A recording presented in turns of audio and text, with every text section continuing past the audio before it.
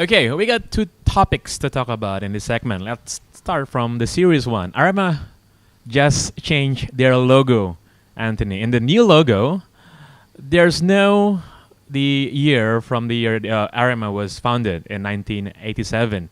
So the issue of changing logo always been a concern for every football fans in the world. We know that there's a couple of issues also in England, like last season we got Everton changing logo and the fans were enraged. The Indonesia, the Arema fans also enraged by the fact that Arema changing their logo. Do you think it's necessary for any football club to change, to fix some things that's not broken? Yeah, I think people do change things just for the sake of changing things. What I love about this, and what is so fantastic about Indonesian football, is the fact that Arema fans are protesting. And now the club are saying, okay, we'll sit down and talk about it. Now, when Arsenal came out and changed their crest, it was like, we're changing the badge. We don't care what you think. We did a study, we did a focus group study of this beforehand, and this is what we're going to do.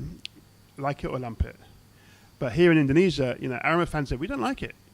But if football fans in Indonesia don't like something, they do stay away. We look at Persebaya.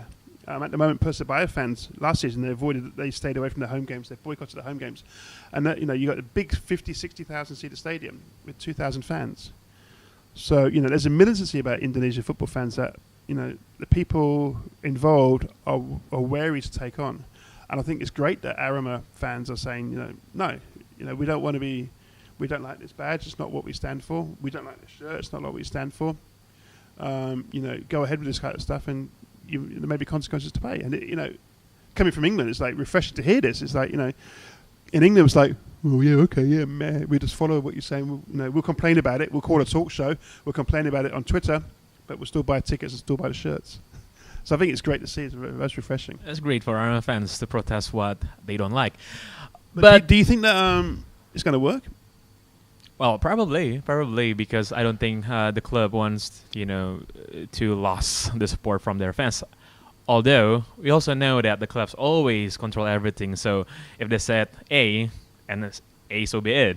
So there's no way the fans, gonna affect the decision taken by the club. Okay, let's move on for another topic that I find really, really entertaining. Sriwijaya FC from Palembang threatened to move to S-League if ISL didn't start according to what has been planned. And it didn't start indeed. So, Anthony, is an Indonesian club moving to another country to play in their league should be taken as a serious threat, or is just, it's just an April Fool comes early? Last year, the S League decided that they're going to reduce the league from 12 to 10 clubs because they think that 12 clubs is too unwieldy. So they merged two clubs into one, and they basically said to another club, you take some time off, take a gap year. So that brought the league down to 10 clubs. 3 of those clubs are foreign clubs anyway in the S League. They've got a much hyped strategic plan. They're now doing a strategic review of the strategic plan. They've got a fixture list out. And the Singaporeans are pretty good at organising this kind of stuff. This is going to happen here. They've got the SEA Games coming up. Everything's planned out in advance. And now for Sriwijaya to say, you know what, we're going to join their league. And, if this one doesn't work, we're going to join that league. I've spoken to some people in Singapore, and they're like, apathy. We've heard nothing about it in that end. It seems to be some kind of threat coming out of Sriwijaya, perhaps. But as threats go, it's not it's not going to have my knees shaking. I don't think. The Singapore, at the moment, the way things stand in Indonesia is the Indonesian clubs must get everything settled by the 4th of March, okay, before Poppy agrees to the league starting. The S League is going to start on the 1st of March. In your heart of hearts, do you really think that the S League are going to say, yeah, we'll wait for you to decide what you want to do before we decide if we're going to let you in? It seems unrealistic to me. But maybe the S League going to use some proper fans to attend their match, in which Sriwijaya can provide.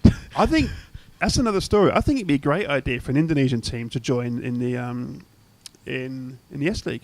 And I think there was a missed opportunity last year. Instead of having this nonsense with the under-19s travelling all around the country on bus tours, I think the under-19s, or get a young representative development team together and put them in the S League, base them in Batam, and then put them in the S League. I think that would be. That's a very interesting idea, actually. And do you think they would accept a team from Indonesia to play there if all the requirements are met? Good question. I mean, they've got a Malaysian team in there, they've got a Japanese team in there, and they've got a Brunei team in there. I think that by having an Indonesian team in there and offering players, Singapore players, away days in Indonesia, even if it's only Batam, I think is great for the Singapore players because it's part of their development. Singapore is very, very nice and polite. It's very twee, and you go to a game there and everyone's like shouts at the referee anyway and complains when they lose money. But to go to places like Indonesia for a game, where the atmosphere won't be so friendly, a bit more hostile, I think it's going to be great for the Singapore players. I also think it'd be great for the for any Indonesian lads involved to play competitive football against teams who like the Warriors who've been there, done that. I think it's a win-win.